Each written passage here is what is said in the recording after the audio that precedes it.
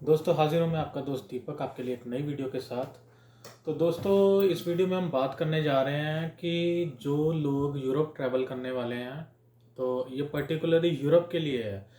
तो जो भी लोग यूरोप ट्रैवल करने जा रहे हैं, ये वीडियो उनके लिए है कि ट्रैवलिंग के दौरान जो आप इंडिया से मेडिसिन लगवा के आ रहे हैं, अगर तो वो एस्ट्राजेनेका की है तो वो तो वैलिड है, लेकिन अगर आप कोई भी और वैक्सीन लगवा के आ रहे हैं तो यहाँ पर वो वैलिड नहीं है। तो सबसे पहले जब आप यूरोप के लिए ट्रैवल करेंगे तो आप जिस कंट्री में जा रहे हैं कोशिश करें कि उसी कंट्री की जो आपकी फ़्लाइट है वो हो, क्योंकि अदरवाइज़ वो आपको वहाँ से चढ़ने नहीं देंगे। क्योंकि मैं 3 जून को वापस आया हूँ, और अगर आपके पास इटली या कहीं और के पेपर हैं या किसी भी कंट्री के पेपर हैं, स्पेन वगैरह के, तो वो आपको वहाँ से चढ़ने नहीं देंगे। तो आपकी जो टिकट है वो ख़राब हो जाएगी। इसलिए जौन सी कंट्री में भी आपको जाना है, आप उसी कंट्री का अपना जो टिकट है वो करवाएं और उसी फ़्लाइट में आएँ जो उस कंट्री में ऑथोराइज्ड है। तो दोस्तों दूसरी बात, इन्होंने अब 48 आवर्स जो है ना आरटीपीसीआर टेस्ट इंडिया से कर दिया है, और आपको वो इंडियन गवर्नमेंट के साथ जो रिकॉग्नाइज्ड लैब है वहीं से करवाना पड़ेगा। तो क्योंकि आजकल ये क्यूआर कोड चलता है, वो क्यूआर कोड को ही ट्रैक करते हैं। अगर आपने कोई प्राइवेट लैब या कहीं ऐसा करवाया हुआ है तो आपका जो वो टेस्ट है वो वैलिड नहीं माना जाएगा। तो दोस्तों दूसरी बात, जब आप वहाँ से चढ़ते हैं तो आपको नेगेटिव रिपोर्ट देखने के बाद वहाँ से चढ़ने दिया जाता है। लेकिन जब आप यहाँ पर आते हैं तो आगे फ्रांस या जर्मनी में एंटर करते ही उन्होंने आगे दो आपके लिए रोज़ बनाई हुई हैं, जिसमें फर्स्ट रो उन्होंने बनाई हुई है जो लोग ऑलरेडी वैक्सीनेटेड हैं। जो लोग ऑलरेडी वैक्सीनेटेड हैं उनका भी वो कोरोना टेस्ट करते हैं, जो रैपिड एंटीजन टेस्ट है, और जिन्होंने वैक्सीन नहीं ली उनका भी वो कोरोना टेस्ट करते हैं। तो आपकी वो सारी इन्फॉर्मेशन लेंगे। और दोस्तों कई लोगों को है कि हम कौन सा एड्रेस दे, आप कोई भी एड्रेस दे दें फॉर्म फिल करने के लिए। जब वो आपको फॉर्म देंगे तो आप कोई भी एड्रेस दे दें, बस आप इस बात के लिए श्योर हों कि आप वहीं पर जाके रहें। तो अगर आपको वैक्सीन नहीं लगी तो वो आपका रैपिड एंटीजन टेस्ट करेंगे और थोड़ी देर में वो आपको आपकी वो जो रिपोर्ट है वो दे देंगे। उसके बाद दोस्तों अगर आप नेगेटिव हो तो वो आपको आपका सारा इन्फॉर्मेशन डाटा नंबर वगैरह लेने के बाद आपको वहाँ से जाने देंगे।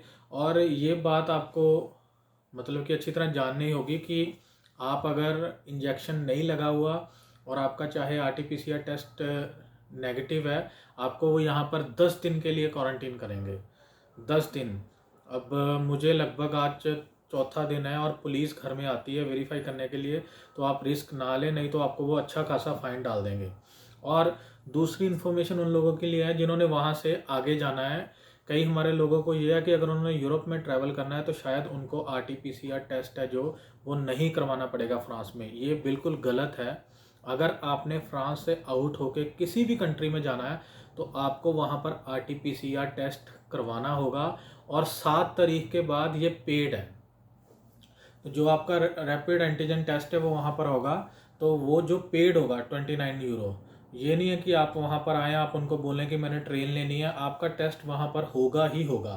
तो कई लोग वहाँ पर आए हुए थे तो उनको ये गलत इन्फॉर्मेशन थी कि उनका टेस्ट नहीं होगा, लेकिन दोस्तों वो बहुत स्ट्रिक्ट हैं और वो टेस्ट करते ही करते हैं। और जो लोग हमारे मेडिसिन जिनको लगी हुई है उनका भी टेस्ट होगा, और उसके बाद उनको ये है कि उनको क्वारंटीन होने से जो है वो फैसिलिटेट करते हैं, उनको नहीं करना पड़ता, उनको 10 दिन अंदर नहीं रहना पड़ता।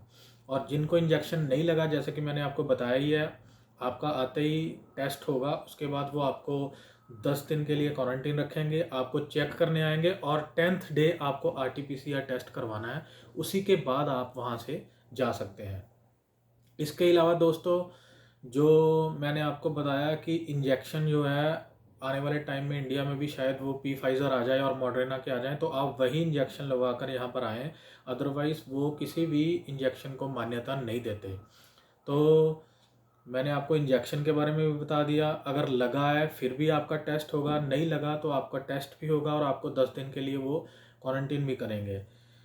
तो ये थी इन्फॉर्मेशन। अगर आपको इसके रिगार्डिंग कोई भी क्वेश्चन है, कोई भी आपको इन्फॉर्मेशन चाहिए, तो आप मेरे को कमेंट सेक्शन में पूछ सकते हैं। बाकी डरने वाली कोई ज़रूरत नहीं, सब कुछ बड़ी जल्दी जल्दी होता है। आप दिल्ली में भी अगर आप आ रहे हैं तो आपका बहुत जल्दी, आपको वहाँ से भी वो आपकी बोर्डिंग वगैरह करके, जो नॉर्मल टाइम हमें लगता है उससे बस 15-20 मिनट का ज़्यादा फ़र्क है। और यहाँ पर भी प्रोविज़न बहुत अच्छा है, इन्होंने अपना फ्रांस में भी बहुत अच्छा प्रोविज़न किया हुआ है। बस एक बात का ध्यान रखें कि अगर आप फ्रांस में आ रहे हैं तो उसी एयरलाइन में आएँ, अगर आप जर्मन में जा रहे हैं तो उसी एयरलाइन में जाएं।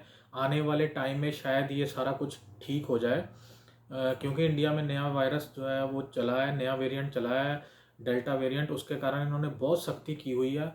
और जो यूरोप की और कंट्रीज से लोग बिलोंग करते हैं वो कोशिश करें कि ट्रैवल ना करें, इंडिया ना जाएं।